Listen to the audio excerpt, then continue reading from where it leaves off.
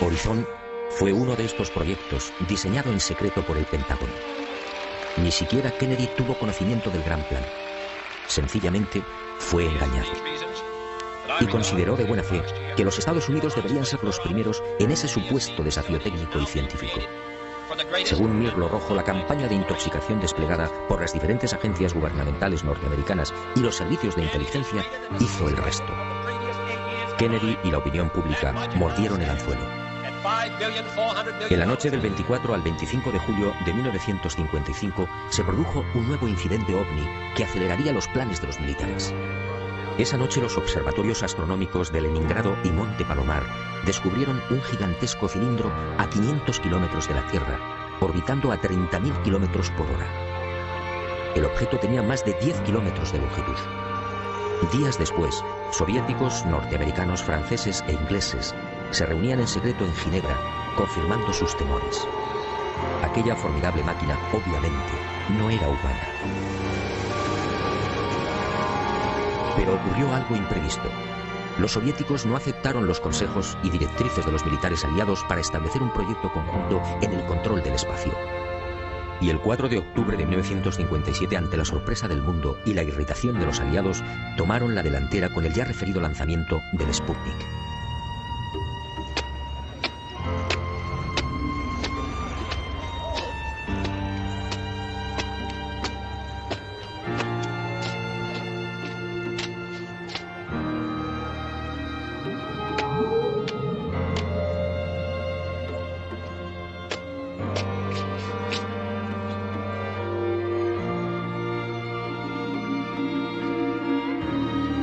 Durante una década, entre 1957 y 1968, los militares norteamericanos y soviéticos fueron confirmando lo que ya sabían o imaginaban, y mucho más.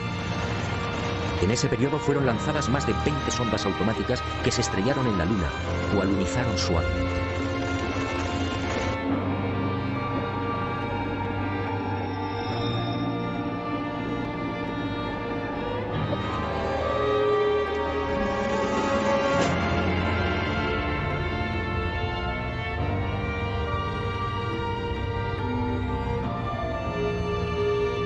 En total, sin contar las imágenes obtenidas por la URSS, la NASA recibió 230.000 fotografías del satélite natural. La Luna fue fotografiada en su totalidad y a muy diferentes alturas. Pero los militares que controlaban y controlan la Agencia Espacial Norteamericana no dieron a conocer muchas de esas imágenes. ¿Por qué? ¿Qué mostraban? Cuando Mirlo Rojo me entregó algunas de estas fotografías, quedé desconcertado. Se trataba de imágenes altamente confidenciales, jamás divulgadas.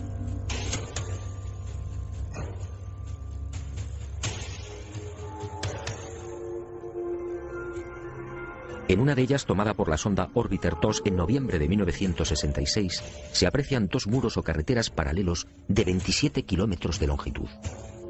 Cada una de estas construcciones totalmente artificiales tiene una anchura aproximada de 450 metros.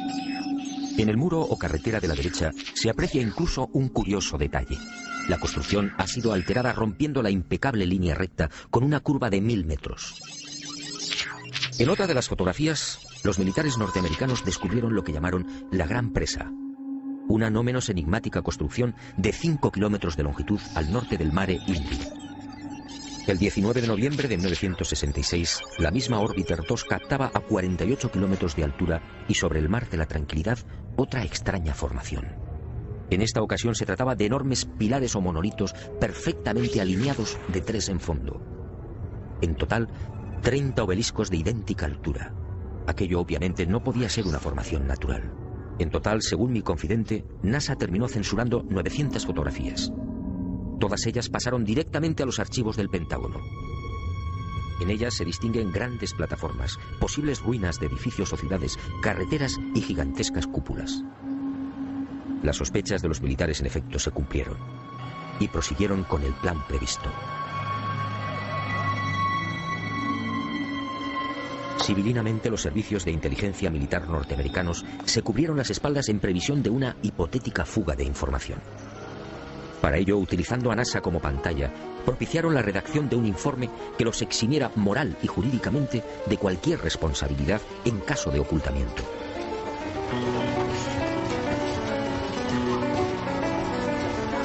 Este documento, conocido como Informe Brookings, redactado por prestigiosos científicos, sociólogos, políticos y economistas, fue presentado a la Cámara de Representantes e impreso en abril de 1961, curiosamente un mes antes del célebre discurso de Kennedy en el Congreso. Es decir, cuando NASA, la gran tapadera de los militares, estaba a punto de recibir luz verde y los necesarios dineros para el proyecto Apolo. En este informe, además de reconocer que la vida extraterrestre es una posibilidad real, se aconseja a NASA que no difunda los posibles hallazgos que pueda encontrar en la carrera espacial.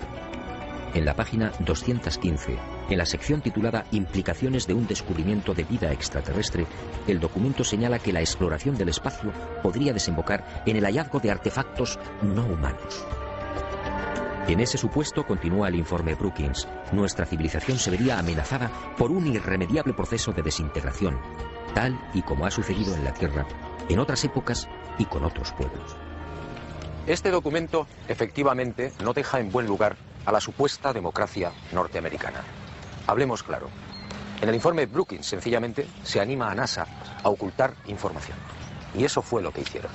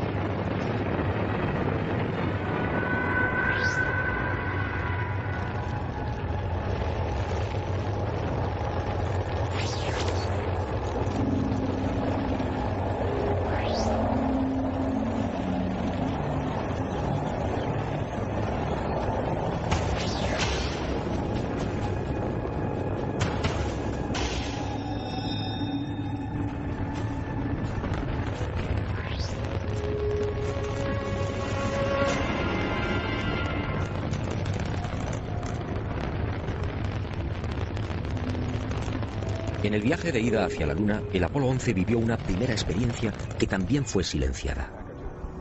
Cuando se hallaba a 200.000 kilómetros de la Tierra, un extraño y gigantesco objeto apareció en las proximidades de la nave. Los astronautas lo describieron como una formidable L, algo similar a una maleta abierta, aunque en ocasiones cambiaba de forma, adoptando la figura de un cilindro. La noticia se filtró a la prensa, pero NASA, fiel a su consigna de ocultamiento, zanjó el asunto con una explicación tan absurda como insostenible. Lo observado por el Apolo 11 solo era el sobrealimentador del cohete Saturno IV.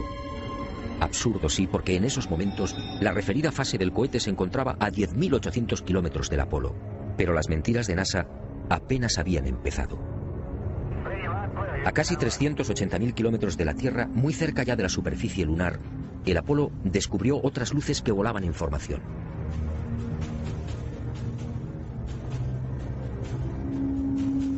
Según Mirlo Rojo, aquellas luces parecían esperar al Apolo 11.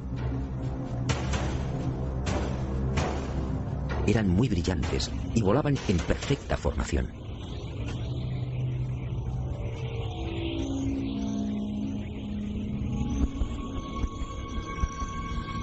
Poco después se alejaron a gran velocidad, desapareciendo hacia la superficie de la Luna.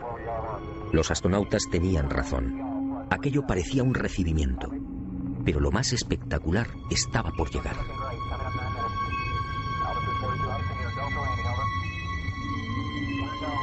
Armstrong y Aldrin descendieron finalmente. Su compañero Collins permaneció en órbita lunar a 110 kilómetros de altura.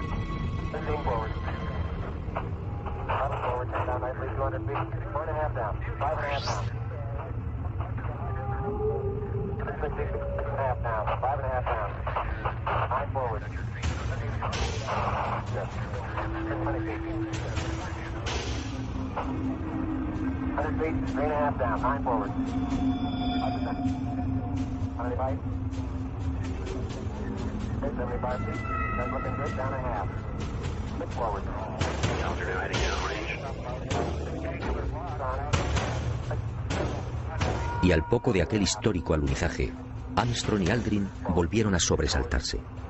La frecuencia cardíaca se disparó hasta 150 y 160 latidos por minuto. Las palabras de Armstrong, atropelladas, dejaron perplejos a los técnicos de Houston.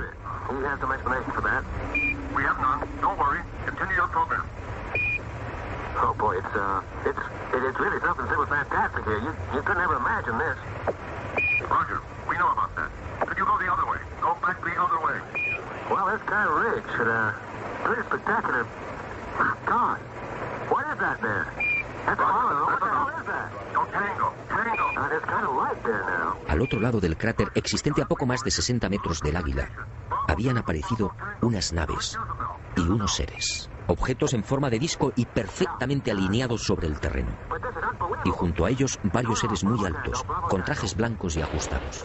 Cuando los astronautas, obedeciendo las insistentes órdenes de Houston, trataron de filmar, objetos y seres desaparecieron.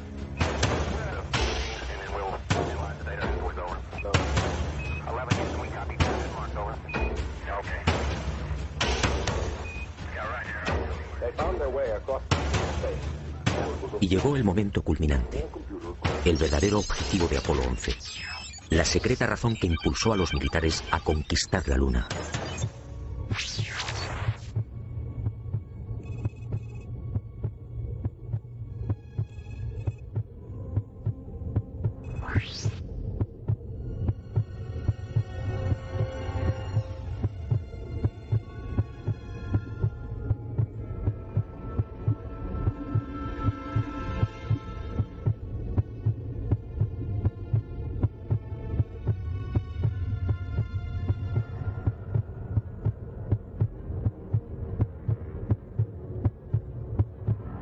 Esta fue la verdad, la única y secreta verdad.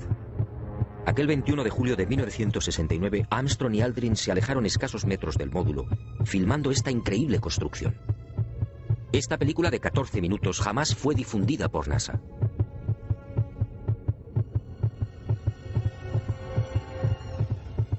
Mirlo Rojo fue uno de los pocos norteamericanos que tuvo acceso a ella. A escasos metros, sí, del Águila. Y no fue casualidad. Todo estaba minuciosamente programado. Estas misteriosas ruinas, como otras igualmente filmadas por los restantes Apolos, habían sido fotografiadas con anterioridad por las diferentes sondas automáticas.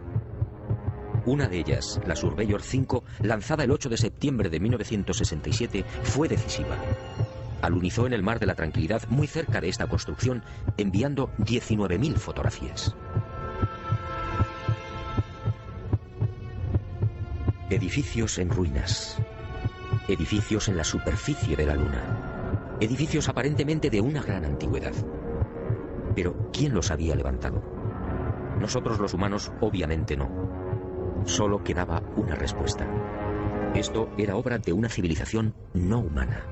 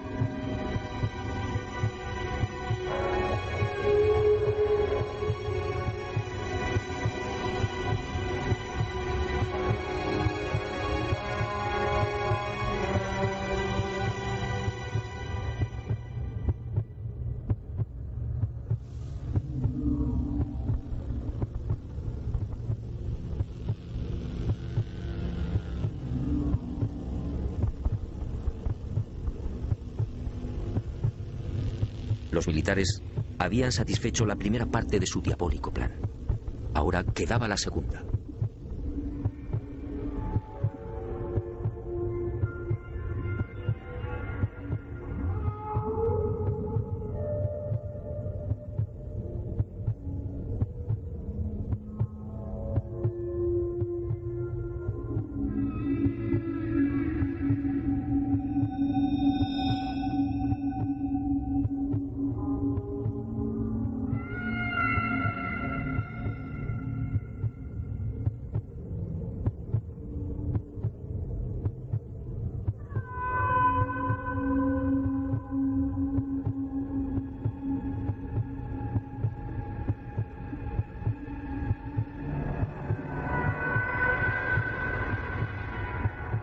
Según mi confidente, los astronautas procedieron a lo programado.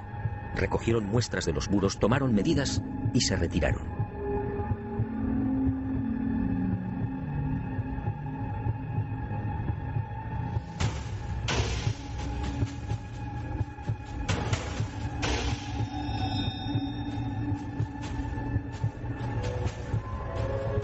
La insólita construcción, muy parecida a un hangar, medía 60 metros de longitud con una altura máxima en los muros de 9 metros. Presentaba 12 huecos o ventanas y una especie de puerta frontal de 5 metros de fondo por 3 de altura. Según los análisis practicados en la Tierra, el material con el que había sido construido era similar al de la superficie lunar.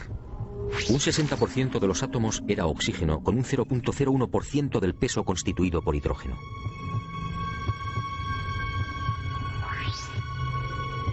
Las paredes se hallaban muy erosionadas. Esta circunstancia, dado que en la Luna no existe prácticamente atmósfera, hizo pensar a los militares que el edificio en cuestión podía tener varios miles de años.